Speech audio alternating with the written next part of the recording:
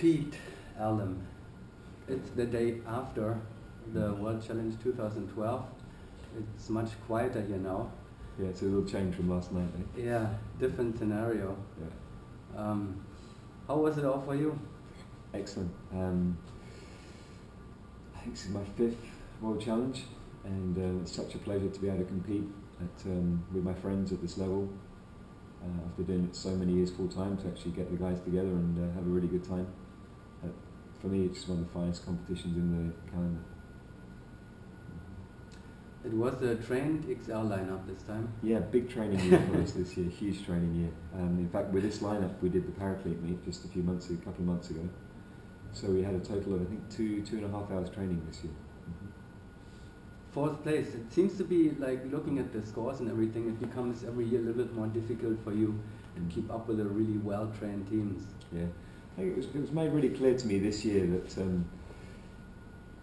we could mix it up maybe with 2nd and 3rd if we had our 10 perfect rounds, but we'd have to do our absolute best, and there might have to be some mistake from the others.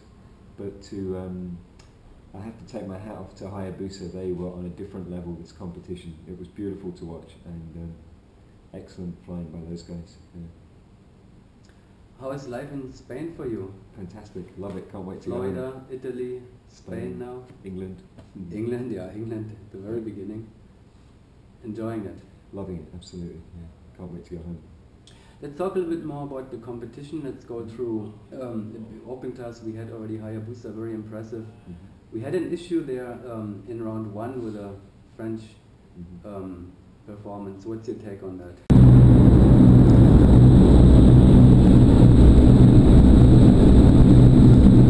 They are followed by the reigning 4-way world champions in the 4-way open class, 3 of them at least. Aerocard, who also competed recently at the Paraclete XP Outdoor Championship in Deland. Some of the top teams now. All these guys that you were filming, there's NSL, they only train once, they don't train at all. They just group of coaches to get together. Time's running out, and that was Aerocard, the French national 4-way team. Going in now.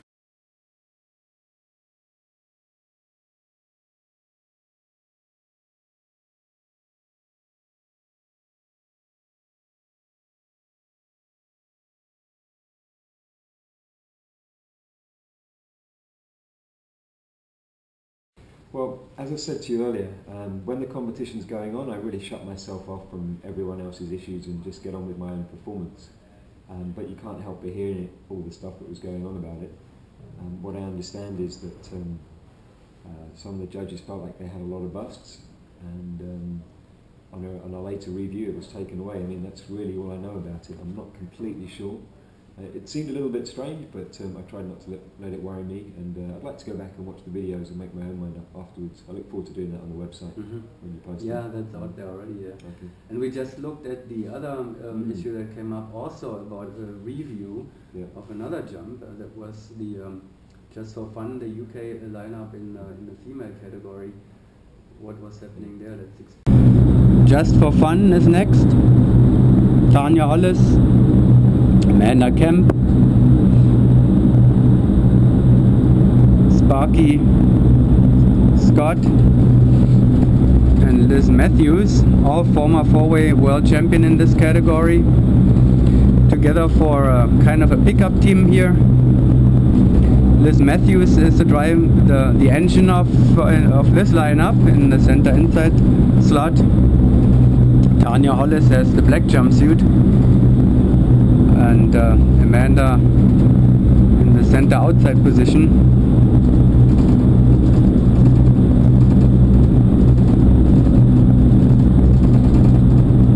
The current leader by 4 points had a glitch in the middle, and France is next.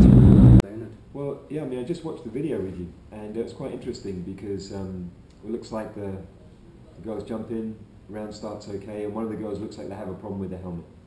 and you know, she's kind of messing with the hat, trying to close it throughout, but it seems to be staying on, and they do the jump. It looks like an okay but slightly sort of distracted jump for him. I must say, having watched the video, if it would happen to me in the tunnel, I would have just got straight out of the tunnel, because it's a safety issue as well. You know, if that hat comes off, or just ignore it. I would have ignored it and got on with it, or just got out the tunnel and said, hey look, I'd really like a re-jump because I feel this is a safety issue. Yeah. So maybe it's a bit of a poor call from, you know, in the heat of the competition, it's really hard it's easy for me to look back at it and go, this is what I think you could do. But you jump in the tunnel, you're full of adrenaline, and your mind works slightly differently at times. Yeah. You know? Difficult to ignore it. You know, I know that from my own. Yeah. It's really so distractive when you feel like your helmet is coming off. But there's the advice for any similar situation for anybody: get out of the tunnel. Yeah, and we're suffering a little bit where this is a tunnel competition. We're not. I believe that we're not affected by the same rules that we would be in an IPC, where an equipment issue is your problem. Right. It's quite possible that those rules are not written into the competition yet. And maybe we need to, like our sport is so young, we need to be constantly looking at rules, updating them, and changing them to adapt to these new environments as well. Yeah, getting out of the tunnel is so whenever this would come up for anybody, it's just a really safety concern. Yeah, I mean, but and then you would have every reason to ask for reflying. Absolutely. I mean, for me, that's like a weather issue almost. You know, it's a safety issue if you're skydiving. So yeah, bit of a strange call.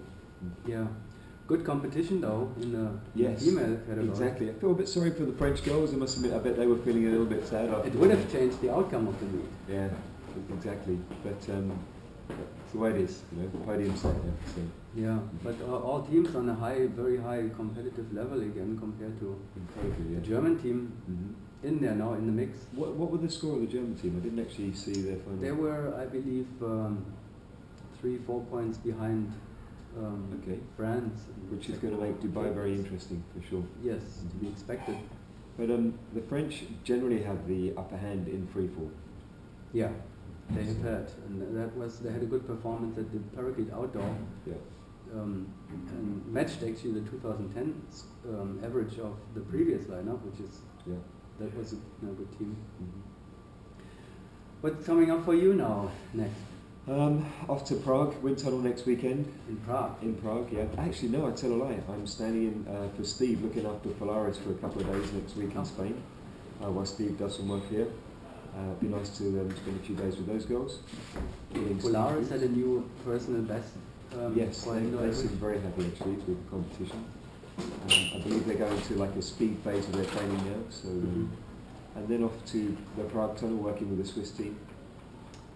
And the summer cracks on, you know, the season's beginning. Tunnel, a lot of tunnel in the winter, and then and this was our last tunnel camp of the season, always just before the World Challenge, and now Steve and I go outside and and mostly in Ampuria, which is your home place now. As much as possible, but I still travel.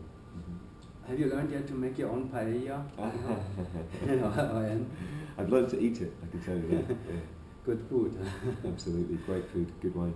All right, Pete, thank you very much. Good luck with the rest of the year, and thank you. Thanks, good.